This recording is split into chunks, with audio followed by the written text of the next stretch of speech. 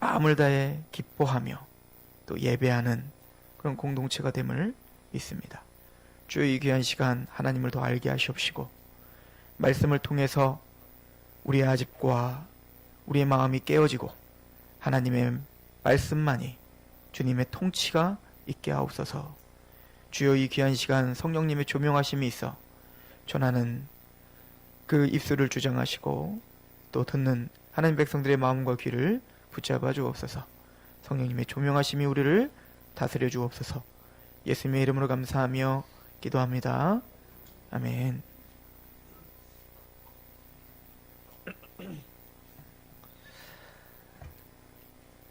사도 요한은 우리에게 사도 이 요한 일서를 기록하면서 제일 먼저 사도 요한의 어떤 경험들을 고백을 했죠.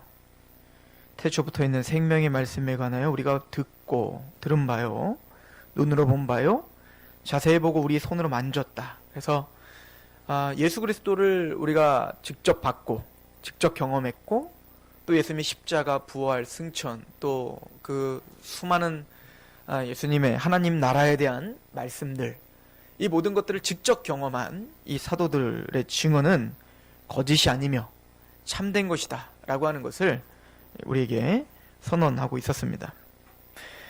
왜 사도 요한은 그러면 그 예수님에 대한 그 구약서부터 예언되었던 그리고 온전히 성취되신 그 말씀이신 그 예수님을 내가 왜 이렇게 목숨을 걸고 생명을 다해 너희들에게 전하는가에 대해서 3절에 이렇게 설명을 하죠. 우리가 보고 들은 바를 너희에게도 전함은 너희로 우리와 사귐이 있게 하려 함이니 우리의 사귐은 아버지와 그의 아들 예수 그리스도와 더불어 누림이라. 사귐이 있게 하기 위함이다. 그죠? 하나님, 성부와 성자와 성령 하나님이 가졌던 그 사귐, 성부와 성자와 성령 하나님이 가졌던 그 연합 속에서 누렸던 그 평강, 그 기쁨, 그 의로움, 사실은 우리가 측량할 수 없는 거죠. 우리가 감히 상상할 수도 없고 우리가 알 수도 없는 기쁨이에요. 그러니까 우리가 뭔가 좋은 게 생겼다고 막 기뻐하는 그 기쁨, 사실 그걸로도 표현할 수 없는 그 영원한 기쁨이 그 성삼위 하나님께는 있었을 거 아니겠습니까? 그런데 이 사도 요한은 그 예수 그리스도를 만남으로, 그 생명 되시는 예수님을 만나고 복음을 만나고 그 복음에 감격함으로 하나님과 사귐을 누리게 된 겁니다. 그래서 우리가 세상에서는 누릴 수 없는, 또 인간적인 관계에서는 또 어떤 선물로도 가질 수 없는 그 영적인 그 기쁨과 그 영원한 그 평강을 이 사도 요한은 누린 거예요. 이게 너무나 커서, 이게 너무나 좋아서 만나는 사람들에게 이 기쁨을 알려주고 싶은 겁니다. 만나는 사람에게 이 평강을 알려주고 싶은 거예요. 만나는 사람에게 그 하나님을 기뻐하는 게 얼마나 행복한 건지를 전하고 싶은 거예요. 그래서 내가 만난 예수를 너희에게도 이렇게 전하는 이유는 너희에게도 우리와 사귐이 있길 원한다는 거예요. 사도 바울이 느꼈던, 또 사도 요한이, 베드로가 느꼈던 그 교회에 대한 위대함, 그 복음에 대한 감격스러움, 그 하나님에 대한 그 영광스러움을, 그 압도당할 수밖에 없는 그 영광스러움을 우리에게 동일하게 알려주기를 원하노라. 이게 사도들의 어떤 그 소망이었던 것 같습니다. 그래서 성령님을 통해서 이 성경을 기록했다라고 하는 겁니다. 그래서 1장 4절에 보면 그 사귐 때문에 우리가 이것을 쓰면 우리의 기쁨이 충만하게 하려 함이라. 세상이 줄 수 없는 그 기쁨, 세상이 줄 수 없는 그 희락, 그 극치의 기쁨을 알게 하려 합니다 라고 이야기를 하죠. 사도 바울은 이런 이야기를 로마서 5장에 또 17장에 이렇게 이야기를 해요. 죄송합니다. 14장에 하나님의 나라는 먹는 것과 마시는 것에 있는 것이 아니라 성령님 안에서 의와 평강과 희락이다. 세상이 줄 수 없는 그 의로움, 또 세상이 줄 수 없는 그 평강, 세상이 줄 수 없는 그 기쁨을 누리는 게 바로 하나님의 마음이다. 하나님의 나라다. 그래서 예수님도 말하죠. 하나님의 나라는 이미 너희 마음 안에 있느니라 라고 이야기를 합니다. 그렇다면 그 기쁨과 그 하나님과의 사귐을 위해서 이 사도가 제일 먼저 우리에게 전파해야 될 메시지가 뭐였을까요? 우리에게 그 하나님의 그 사귐이 있게 하기 위해서, 또 세상이 줄 수 없는 그 충만한 기쁨이 우리에게 넘치게 하기 위해서 우리에게 제일 먼저 전파해야 될 내용이 무엇일까요? 그는 하나님에 대해서 설명할 수밖에 없었습니다. 그래서 지금 사도 요한이 이제는 본격적으로, 그러면 내가 너에게 전파하는 사귐이 있길 원하는데, 너에게 충만한 기쁨이 있길 원하는데, 그래서 내가 너희에게 이렇게 글을 쓰고 있는데 제일 먼저 내가 너희에게 전하고자 하는 것은 바로 하나님이다 라고 하는 겁니다. 그래서 오늘 본문은 하나님에 대해서 설명하고 있는 거예요. 우리들의 잘못은 모든 문제의 근원은 하나님 중심으로 생각하는 게 아니라 모든 가치관과 모든 중심이 인간에게 쏠려 있다는 거 아십니까? 세상 사람들은 차치하고서라도 구원받은 하나님의 백성들조차 교회 안에서도 하나님을 묵상하고 하나님을 찬양하고 하나님을 갈망한다고 말은 하지만 그 중심이 하나님 중심이 아니라 우리 중심인 거 아십니까? 왜 우리가 성공해야 되죠? 왜 우리의 비전이 이루어져야 되는 겁니까? 왜 우리가 하나님께 예배해야 됩니까? 왜 우리가 기도하는 겁니까? 왜 우리가 하나님의 말씀 앞에 서야 됩니까? 주님을 위해서라고 입에 침을 마르고 거짓말을 하고 있지만 대부분 우리는 우리를 위한 것이 많아요. 예배를 드리면 복 받습니다. 기도를 해야 그 기도 응답을 받아 내가 평강, 내 자녀들이 잘 됩니다. 또 하나님께 예배해야 그 한량없는 복이 쏟아지는 시간이기 때문에 그렇습니다. 말씀을 끊임없이 봐야 그 말씀을 통해서 내가 복 받기 때문에 그렇습니다. 이런 어떤 패턴을 사도들은 이렇게 표현합니다. 그들의 신은 배요라고 말하고 있죠. 이 교회 안에서 있었다는 얘기인 거예요. 그들의 신은 배다. 그들의 배를 섬기고 있다는 거예요. 사도 바울은 골로새서에 말합니다. 탐심은 우상숭배니라. 내 욕심과 내 탐심을 이루어주는 하나님으로 전락시키는 거죠. 그래서 사도 요한은 인간 중심의 사고가 부서지고 하나님 중심의 사고가 되기를 소망하고 있습니다. 그래서 무엇보다 우리에게 하나님이 누구신지를 전파하고 있어요. 우리는 타락한 이성과 타락한 감정과 타락한 의지를 갖고 있는 전 인격이 부패했던 자입니다. 이걸 인정하는 게 기독교고 장로교인이에요. 전적 부패. 아담이 선악과를 따먹을 때부터 이미 우리는 전적으로 부패하여서 우리의 이성으로, 우리의 감정으로, 우리의 의지와 열심과 결단으로는 하나님을 알 수 없다를 우린 믿습니다. 만물보다 심히 부패한 게 사람의 마음이라 이를 누가 능히 알려오마는. 만물보다 심히 부패한 게 우리 마음이기 때문에 우리는 우리의 이성과 우리의 감정이 다 이미 타락하고 왜곡되어 있다는 것을 인정하는 사람들이에요. 그러니 그 왜곡된 인간들이 만들어내는 신이란, 인간들이 만들어내는 신앙이란 하나님이 말씀을 통해서 우리에게 알려주는 그 하나님이 아니라 내가 만들어놓은 하나님일 경우가 너무 크다는 거예요. 우스운 예를 들으면 제가 어렸을 때 신앙생활 한번 생각해 보면 참 열심히 있었던 것 같습니다. 열심히 기도했고 열심히 예배드렸고 열심히 헌금했어요. 어렸을 때부터 저는 목사로 넌 커야 될 사람이라고 하는 주입식 교육을 받았기 때문에 저는 그렇게 해야만 된다고 믿었습니다. 이게 나쁜 겁니까? 좋은 겁니다. 그런데 제가 항상 했던 게임이 있어요. 저만 그런 게임을 하겠죠. 저 혼자 있을 때 하는 게임이 있어요. 가만히 집에 걸어가고 있다가 갑자기 뭔가가 갖고 싶어요. 하나님, 뭔가 좀 갖고 싶은데요? 갑자기 떠오른 게 있어요. 장난감인 장난감, 무슨 학용품이 학용품, 갑자기 갖고 싶은 게 있으면 저 혼자 하나님과 배틀을 합니다. 어떤 배틀을 하냐면 갑자기 저 문이 막 닫히고 있어요. 닫히고 있으면 뛰기 시작합니다. 뛰기 시작하면 하는 게 내가 하나님 3초 동안 저게 들어가면 한 이거 이루어주는 겁니다. 그러고 들어가는 거예요. 저만 그런 거 하겠죠. 그죠? 저만 그런 거 하겠죠? 계단을 막 올라가다가 하나님 내가 이 계단을 제가 지금 잽니다. 내가 30초 동안 내가 저까지 올라가면 이거 이루어주세요. 그럼 막 뛰어 올라가요. 귀엽죠? 귀여우셔야죠. 이게 제 신앙이었다고요. 어리니까 귀엽죠. 그런데 커도 성장해도 교회를 20년 다니고 30년 다니고 평생을 다녀도 그 신앙에 머물러 있을 수 있습니다. 성경에서 말하는 하나님이 누구신지에 대한 관심이 없고 내가 만들어낸, 내가 추측하고 있는, 우리 부모님들이 원래 그렇게 믿었으니까, 원래 교회에서 그렇게 행했으니까 라고 생각하는 어떤 내가 만들어낸 것으로 하나님이라고 디밀을 수 있다는 얘기인 거예요. 이걸 사도 바울은 유대인들에게 뭐라고 하죠? 유대인들아, 유대인만큼 하나님께 열심히 있는 사람이 어디 있어요? 안식일을 지키기 위해서 에어컨도 토요일날 켜놓고 토요일날 아예 안식일날은 건드리지도 않아요. 만약에 잘못해갖고 까먹어갖고 에어컨을 토요일날 안 켜놨어.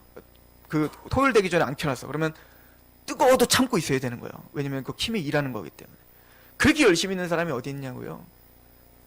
그런 유대인들에게 사도 바울이 뭐라고 하죠? 너희가 하나님께 열심은 있으나 올바른 지식을 따르지 않는구나.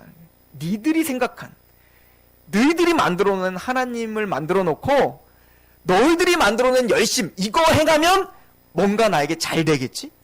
이거 행하면 나에게 복이 오겠지?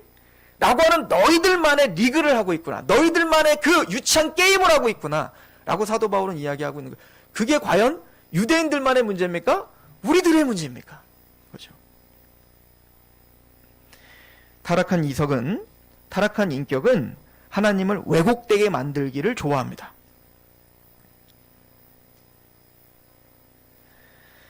오늘 사도 요한은 그래서 이렇게 얘기해요. 오늘 말씀을 잘 보세요. 1장 5절에 우리가 그에게서 듣고 너에게 전하는 소식은 이것이니 곧 하나님은 빛이시라.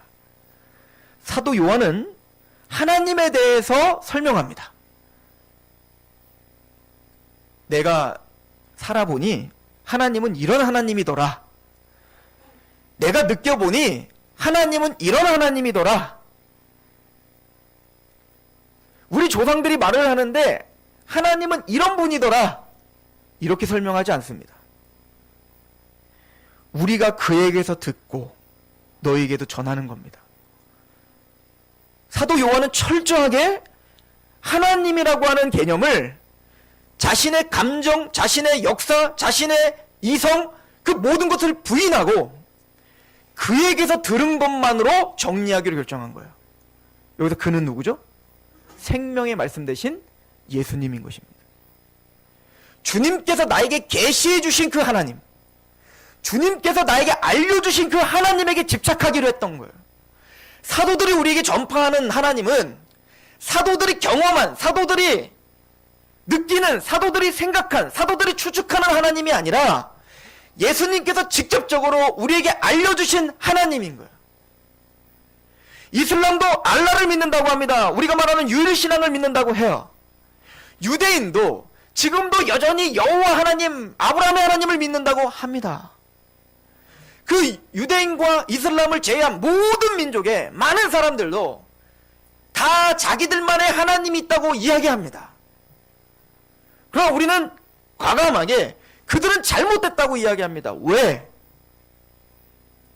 그들은 우리 주님께서 말씀하신 하나님을 믿지 않기 때문이라고 말합니다.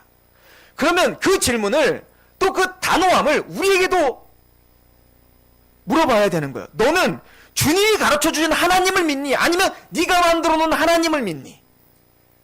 사도 요한은 그것이 하나님과 교제하고 사도들과 교제하며 세상이 줄 수 없는 그 충만한 기쁨을 누리는 중요한 첫 번째 단계라고 이야기합니다. 무엇보다 우선시하는 거, 무엇보다 중요한 거. 네가 믿는 하나님이 네가 만들어 놓은 하나님이니, 아니면 진짜 말씀을 통해서 우리에게 가르쳐준 그 하나님이니, 이것을 점검하셔야 됩니다. 이것이 우리 신앙의 첫 번째인 거예요. 이것은 이미 구약 때부터 하나님께서 홍해를 가르는 그런 구속을 경험한 이스라엘 백성들에게 제일 먼저 주셨던 내용이죠. 나 외에는 다른 신을 두지 말라는 겁니다. 아, 예, 그럼요. 내가 여호와 외에는 다른 신을 두지 않겠습니다. 그리고는 금송아지 만들어 놓고 그게 여호와라고 섬겼어요. 하나님 화가 났지만 아론과 그의 백성들은 다 뭐라고 했죠? 왜 화를 내십니까? 이게 하나님이신데? 뭐가 잘못됐습니까? 우리에게 권능, 그 송아지처럼 힘, 권능을 갖고 있는 하나님, 우리에게 권능을 주실 하나님, 그 금처럼 우리에게 부유하게 하고 우리를 번영을 갖게 할 그 하나님, 뭐가 잘못한 겁니까? 하나님은 그들을 저주하시죠. 두 번째 계명이 뭡니까? 너희를 위하여 새긴 우상을 만들지 말고 하늘에 있는 것이나 아래로 땅 아래에 있는 것이나 물속에 있는 것이나 어떤 형상도 만들지 말라는 거죠. 그래서 나는 불상 안 만들었는데요. 우리는 성모 마리아를 세워놓고 거기서 경배하고 기도하지 않는데요. 이 십계명의 두 번째 계명은 폭넓은 겁니다. 그것은 나의 개념으로 만들어 놓은 그 어떤 형상도 우상숭배라고 이야기하는 거예요. 말씀에서 말하고 있지 않는 하나님, 내가 만들어 놓은, 내가 원하는, 내가 소망하는 하나님을 만들어 놓고 거기서 열심히 기도하고 열심히 거기에서 경배하는 것은 우상숭배입니다.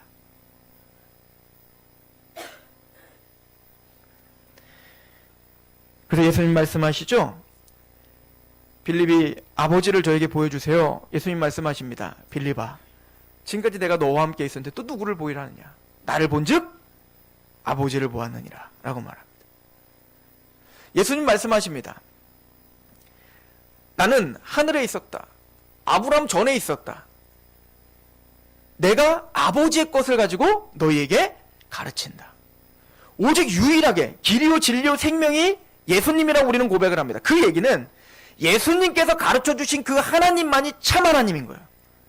예수님만이 가르쳐주신 그 말씀을 통해서 우리에게 드러내주신 그 하나님을 믿는 신앙이 참된 신앙인 거예요. 사도 요한은 그래서 주님께서 들은 그 하나님을 한마디로 이렇게 정리합니다. 그 하나님은 빛이시다 라고 표현하고 있어요. 이 빛이라는 의미는 거룩을 상징하는 겁니다. 거룩. 그분은 거룩하신 분이다. 여러분, 하나님은 자비로우시죠. 하나님은 사랑이 많으시고 긍휼이 많으시고 노하기를 더디하시는 하나님이십니다. 그런데 우리가 너무 치우쳐 있어요. 사랑과 자비와 긍휼과 노하기를 더디하는 하나님을 제대로 알고자 한다면 그것보다 먼저 거룩한 하나님을 아셔야 되는 거예요. 우리 디모데전서 6장을 좀 가보시겠어요? 디모데전서 6장입니다.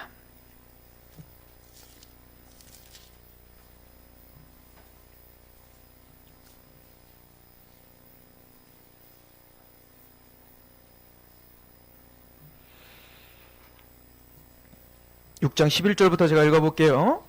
우리에게 주는 메시지죠. 오직 너 하나님의 사람아 우리입니다. 디모데를 비롯한 하나님의 복음 가운데 감격하고 있는 우리죠. 하나님의 사람아, 이것들을 피하고 의와 경건과 믿음과 사랑과 인내와 온유를 따르며 믿음의 선한 싸움을 싸우라. 영생을 취하라. 이를 위하여 내가 부르심을 받았고 많은 증인 앞에서 선한 증언을 하였도다. 우리의 부르심이 무엇인가 분명하게 설명해주고 있죠. 만물을 살게 하신 하나님 앞과 본디오 빌라도를 향하여 선한 증언을 하신 그리스도 예수 앞에서 내가 너희를 명하노니 우리 주 예수 그리스도께서 나타나실 때까지 흠도 없고 책망받을 것도 없이 이 명령을 지키라. 이게 우리의 부르심이에요. 하나님의 명령을 따르는 것. 기약이 이르면 하나님이 그의 나타나심을 보이시리니 하나님은 복되시고 유일하신 주권자시며 만왕의 왕이시며 만주의 주십니다. 최고의 통치자고 우리의 주권자고 우리의 주인이십니다. 이걸 믿는 게 하나님의 사람들의 고백이죠. 그래서 하나님의 말씀을 따르죠. 자, 16절 같이 한번 읽어봅시다. 시작. 오직 그에게만 죽지 아니함이 있고 가까이 가지 못할 빛에 거하시고 어떤 사람도 보지 못하였고 또 볼 수 없는 이시니 그에게 존귀와 영원한 권능을 돌릴지어다. 아멘. 모세도 하나님을 대면하지 못했습니다. 뒷모습만 봤어요. 오늘 뭐라고 말하죠? 사도 바울이? 그분은 가까이 가지 못할 빛에 거하시고 어떤 사람도 보지 못하였고 또 볼 수 없다. 근데 누가 봤대요, 자꾸? 하나님은 그 빛이라는 것은 우리가 감히 가까이 할 수 없는 거룩하신 분임을 설명하고 있는 거예요. 그분은 동네 할아버지 아니라니까요? 그분은 우리 마음대로 오라가라 할 수 있는 분이 아니라니까요? 내가 원하는 소원을 이루어주는 그런 분이 아니라니까요? 그분은 자동 판매기가 아니란 말입니다. 그냥 동전 집어넣으면 당연히 깡통에서 그 음료수가 나오고 안 나오면 발로 차버릴 수 있는 그런 자동 판매기가 아니라니까요? 그분은 알라딘의 램프의 요정이 아니라니까요? 내가 원하는 거 주입해서 그거 안 이루어지면 내가 실망하고 원망해야 될 그런 대상이 아니에요. 그분은 빛 가운데 거하실 거룩하신 분입니다. 경배하실 분이고 나의 상황이 어떻든 내 감정이 어떻든 그 무엇과도 상관없이 여호와의 이름에 합당한 영광을 드려야 될 분인 거예요. 이게 하나님입니다. 이게 성경이 가르쳐주는 하나님이고 이게 예수님이 가르쳐주시는 하나님인 거예요. 왜 우리가 예배를 드려야 됩니까? 예배 때 왜 모자 쓰지 말아야 돼요? 뭐 껌을 씹지 마세요. 미니커스 그런 말 하는 게 아니에요. 지금 뭐 모자 쓰는 사람 뭐라고 한 거 아니에요? 그게 뭔 사양이에요? 모자를 쓰면 어떻고? 그게 정말 최상의 예배라고 생각하면 그렇게 할 수 있는 거죠, 뭐. 그러나 지금 말하는 건 그 하나님을 우리가 어떤 분이냐고 인식하고 있냐는 거죠. 우리의 삶 속에서 왜 하나님을 의식해야 됩니까? 왜 여호와께 기뻐하는 게 무엇인가 시험해보라고 사도 바울이 얘기했지. 먹든지 마시든지 무엇을 해서 하나님의 영광을 위해서 하라고 했지. 왜 그렇지? 복 받으려고? 아니요. 하나님이니까요. 그분 거룩하신 분이니까요.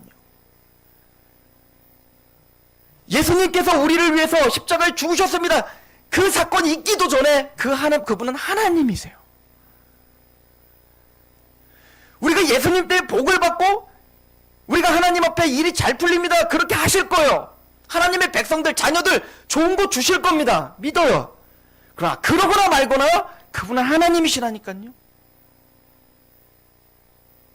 이게 주님이 가르쳐준 하나님입니다. 이게 사도들이 믿었던 하나님입니다. 하나님은 빛이시다. 하나님은 빛이다 하는 거예요. 그곳에는 어두움이 없습니다. 이 믿음이 그 거룩하신 하나님을 믿는 그 믿음이 우리의 삶의 소망이 되고 기쁨이 돼요. 아니 위압감이 되는데요? 무서운데요? 아니요. 잘 생각해 보세요. 그게 얼마나 우리에게 기쁨이 되는지요. 하나님은 어두움이 전혀 없으시다는 거 아니에요. 오늘 야고보서도 똑같이 얘기합니다. 하나님을 너희들 스스로 속이지 말라는 거예요. 하나님은 빛 가운데 거하시고 회전하는 그림자가 없으시다는 거예요. 하나님에게선 각종 좋은 것만 온다는 겁니다.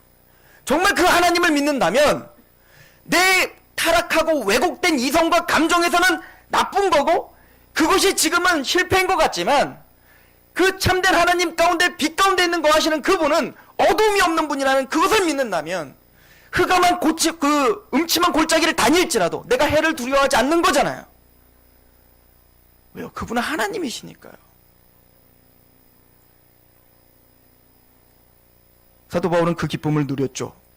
내가 부에 처하나 빈에 처하나 일체의 비결을 배웠는데 자족의 비결이다. 내가 스스로 만족할 수 있고 세상이 나를 조롱한다 할지라도 나는 기뻐할 수 있다. 왜? 내게 능력 주시는 자라서 내가 모든 것을 할 수 있느니라. 그 하나님이 우리를 능력을 주신다는 거 아니겠어요? 그 하나님이 우리를 창조하셨고 하나님이 우리 인생을 쥐어짜고 지금 인도하신다는 거 아니겠어요? 어제 우리 청년들 모임을 하는데 특별계시와 일반 계시, 일반 은총, 특별 은총 이런 거를 우리가 상고했습니다. 근데 질문 중에 하나가 그런 게 나왔어요. 구약에서는 구체적으로 바벨론이 패망할 거고 이스라엘이 복귀할 거고 이런 게 다 예언됐는데 오늘날에는 그러면은 그 성경에는 그런 예언들 없습니까? 적그리스도가 오고 그리고 미국이 어떻게 될 거고 중국이 어떻게 될 거고 대한민국 어떻게 될 거고 이런 예언은 없습니까? 그럼 구체적인 예언이 있어야 더 실감 나잖아요. 그죠? 제가 그래서 대답했죠. 있다. 아주 구체적이고 아주 단호한 예언이 하나 있다. 다 망할 거다. 미국의 트럼프가 대통령이 되든, 중국의 중국이 더 과도하게 자기 민족적인 그래서 우리를 압박하든, 북한이 무슨 핵실험을 하든, 일본이 더 우경화가 되어서 그런 역사를 왜곡하든, 박근혜가 구속을 당하든, 누가 대통령이 되든 중요한 결론 하나가 있는데 다 망합니다. 예수님의 나라가 세워질 겁니다. 새하늘과 새 땅이 올 거고, 예수님 다시 반드시 오실 것이며, 주의 나라와 주의 통치가 반드시 세워집니다. 이거보다 더 확실한 구체적인 예언이 어디 있어요? 우린 그거를 바라고, 그걸 믿고 소망하며 사는 사람들입니다. 하나님은 빛이십니다. 그 빛은 우리를 초월하고 우리 이성과 우리의 감정을 초월합니다. 여호와를 기뻐하는 것이 너희의 힘이니라 라고 말씀하시는데, 그 하나님을 기뻐하는 것을 배우기를 소망합니다. 저는 확신합니다. 그 여호와를 기뻐하는 것이 여러분들의 힘이 될 겁니다. 하나님을 아는 백성들은 용맹을 떨친다고 하는데, 저는 확신합니다. 하나님을 알아가면 갈수록, 말씀 속에서 말하는 하나님을 알아가면 갈수록, 그 빛 대신은 어두움이 없으신 그 하나님을 믿으면 믿을수록 여러분들이 상황을 지배하게 될 것입니다. 그 상황을 뒤흔들게 될 거라는 거예요.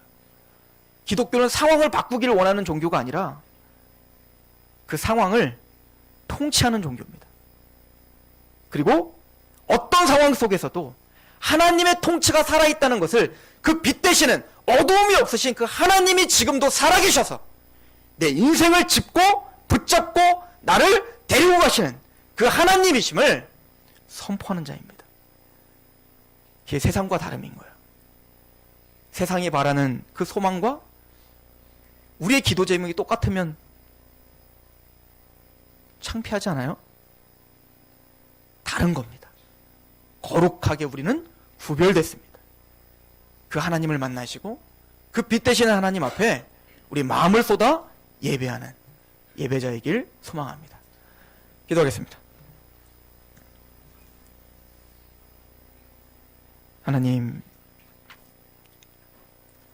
선악과를 따먹고 이것이 선합니다, 이것이 악합니다라고 하나님의 말씀에 귀 기울이기보다 내 감정에 귀 기울이고 내 이성에 귀 기울이는 우리를 용서하시옵소서.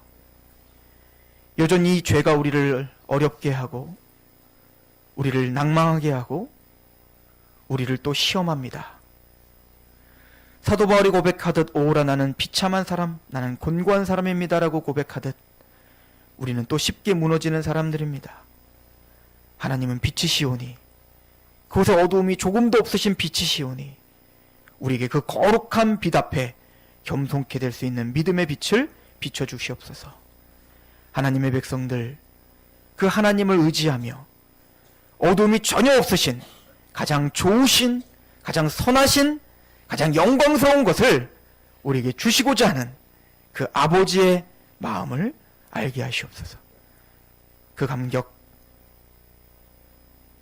또 하나는 그 알미, 우리를 하나님을 더 깊이 찬양할 수 있는 원동력이 되게 하옵소서.